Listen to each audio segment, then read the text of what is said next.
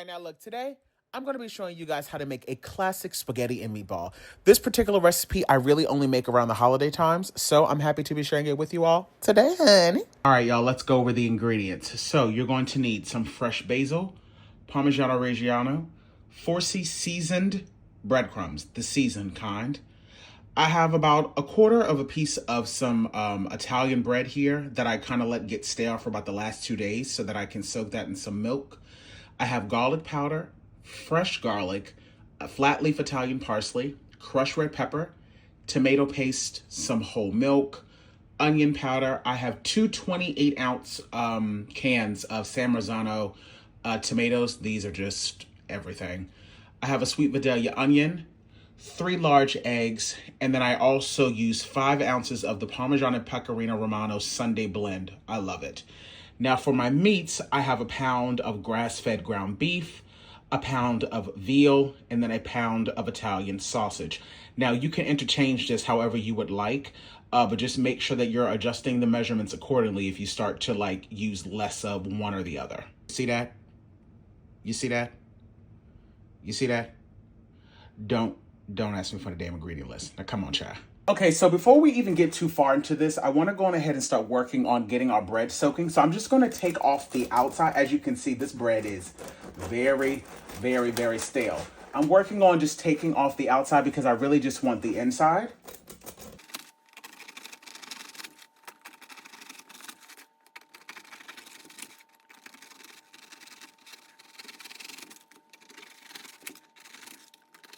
All right, so you're going to end up left with just the flesh of the bread. So now I'm just going to cut this down into little chunks because this will be a lot easier to soak through versus if we had just left that outside part on. You don't want to do that. And I'm just breaking this down into little small cubes so that it will be easier to break down into the meatballs later on down the line. Alrighty, so now I'm just going to transfer all of my bread, my chunks of bread here into a little container. And I'm going to cover this up with milk and allow this to soak for about 10 to 15 minutes or so while I'm working on getting everything else prepped. But I want to make sure that this is completely submerged. And don't worry, you are going to be squeezing this bread later on down the line because we don't want to leave all of that residual milk. But this right here is perfect. I'm now going to go on ahead and put a lid on this and sit this to the side. And while we're already here, let's go on ahead and break down some of this flat leaf Italian parsley. We want to end up with about a cup to a cup and a half. We can now go on ahead and add in our meat. And like I said, I'm going to be using a pound of Italian sausage, a pound of veal, and a pound of ground beef. And so that I don't overwork these and end up with a very tough meatball, I just want to go in and just break up some of this meat already, just to kind of get it already broken down. Perfect. I'm going to go in, I'm going to add in my parsley. For each pound of meat, I add in 1 egg. So I'll be adding in 3 eggs in total today.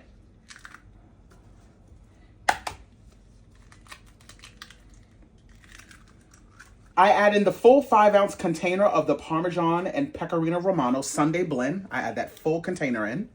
About a half a tablespoon of garlic powder. I do not like putting fresh garlic in my meatballs directly. I put it in the marinara sauce. I do equal parts, so about a half a tablespoon of onion powder. A small pinch of salt. I add in a half a cup of the seasoned Italian breadcrumbs. And I now have my bread that's been soaking in milk for about 10 to 15 minutes. But before I add it to the bowl itself, I'm just going to squeeze this to get out some of that extra milk because I don't want all of that inside of my meatballs. So I'm just going to squeeze some of that out and then just add that directly in. And I'm now going to give this a good mix. And try not to overwork it, but make sure that everything is fully incorporated. Once you can see that everything is fully incorporated and it looks just like this, which is absolutely beautiful, your meatballs are now good to go. Don't keep doing it or mixing it around or they're going to end up really tough. I'm now going to go in with the cookie scoop and just scoop out my meatballs just like so. Give them a nice little roll. And I'm actually preparing these the night before I actually plan on cooking these. Now, you do not have to let these marinate if you don't want to, but that's just what I'm choosing to do. So I'm just going to repeat this process and then I will be back once all of the meatballs are all done. Alrighty, you guys, we have our beautiful meatballs. I mean, these smell incredible already. And this recipe will yield you 30 nice sized meatballs. As you can see, I did not have to skimp on them at all, and they turned out absolutely fabulous.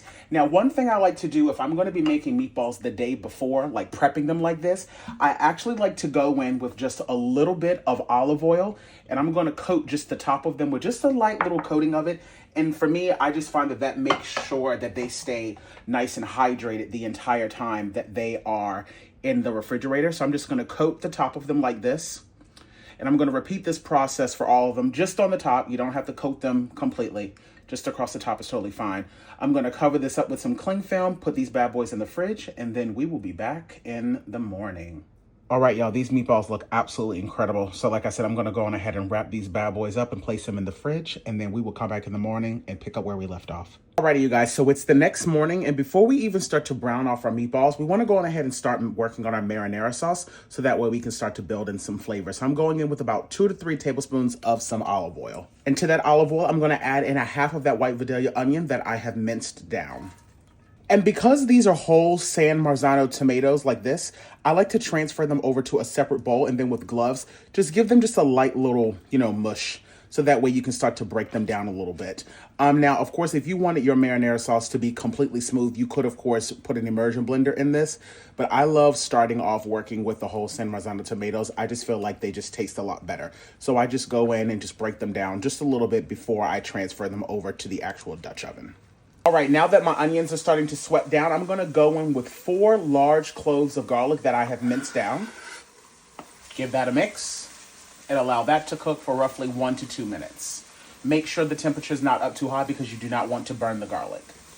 Alrighty, so now I'm going to go in and I'm going to add in about 2 tablespoons of some tomato paste. And I'm going to allow that to cook off for an additional 2 to 3 minutes. By putting in the tomato paste right now and allowing it to cook, it's really going to wake up that flavor of that tomato, so it makes it much more pungent. I'm also going to be chopping off the top of this Parmigiano Reggiano because I will be adding the rind of this to the pot of the marinara sauce because this is going to add in a lot of flavor. So just chop that top half right off. Okay, this is looking fantastic. So I'm now going to go in and add in those tomatoes.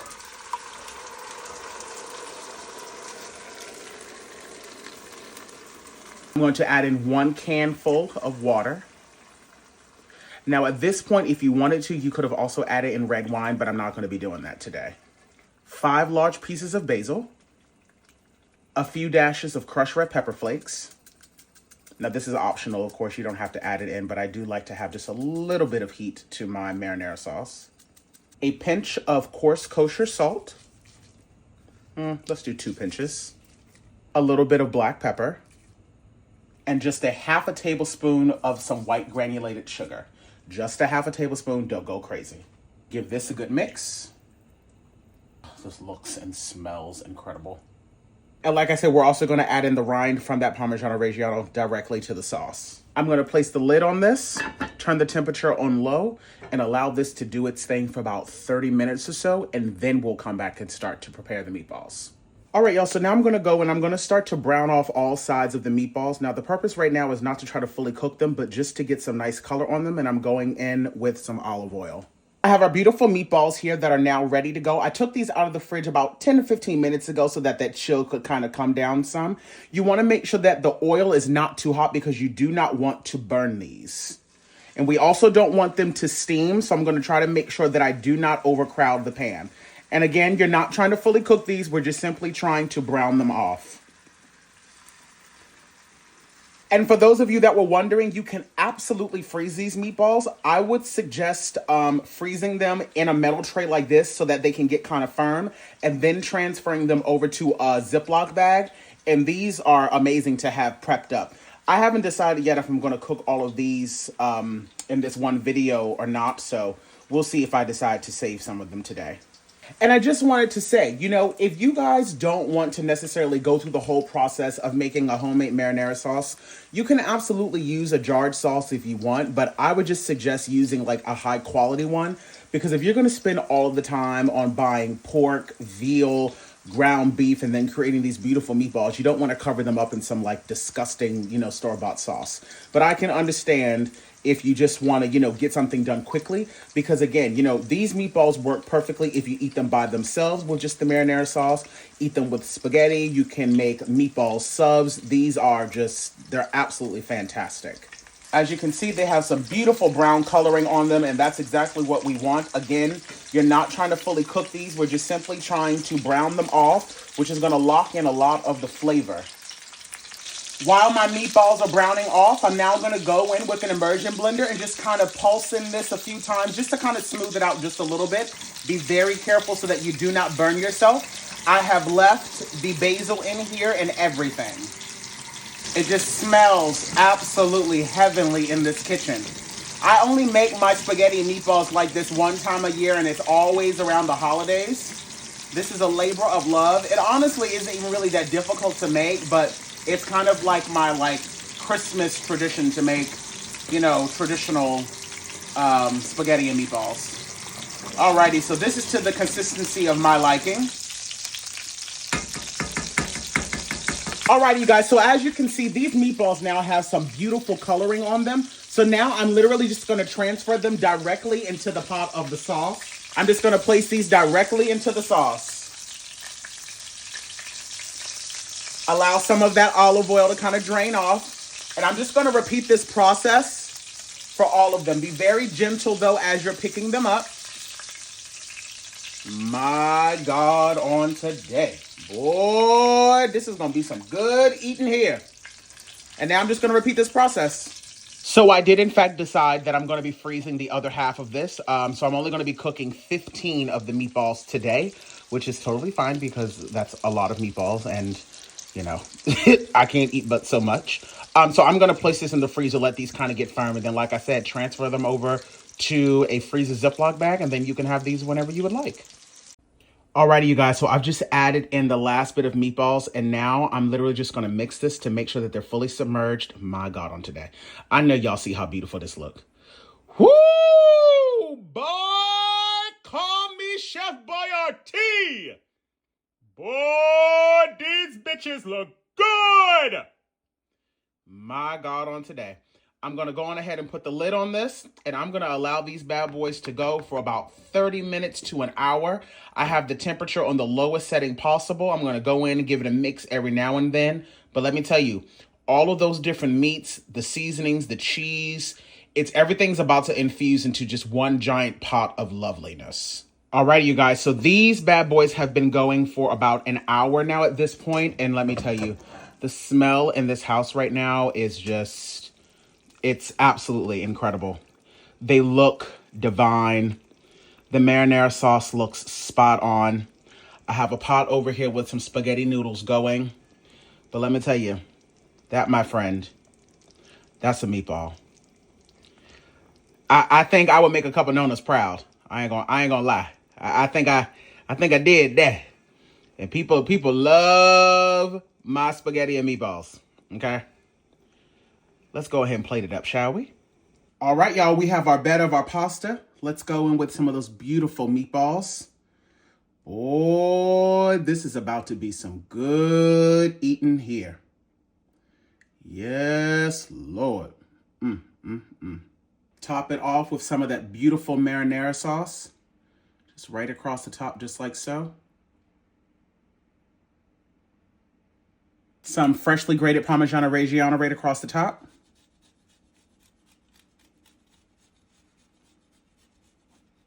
Give it some fresh basil, just like so. And that, my friends, is how I make spaghetti and meatballs. That, my friends, is spaghetti and meatballs.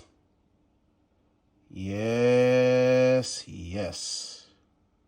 All right, y'all, let's cut into one of these meatballs because honestly, I can't take it anymore. Oh my God, they just cut open like butter. Super juicy. Oh my God, do you see that?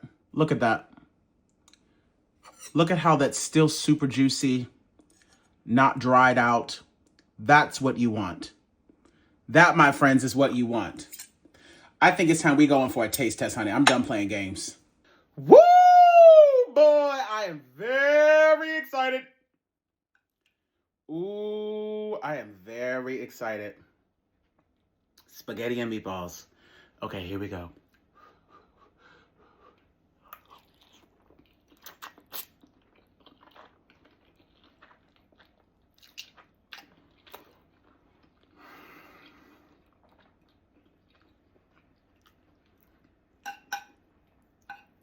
Bruh. It's just something about a classic spaghetti and meatball.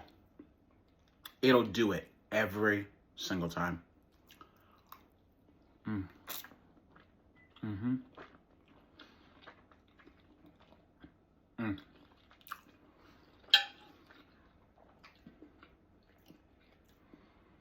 The meatballs are cooked to perfection.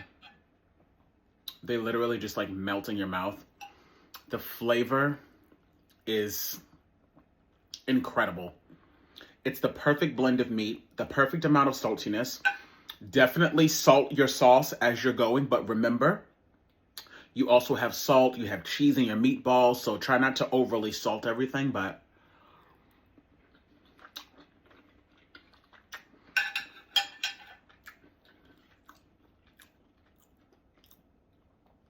fantastic.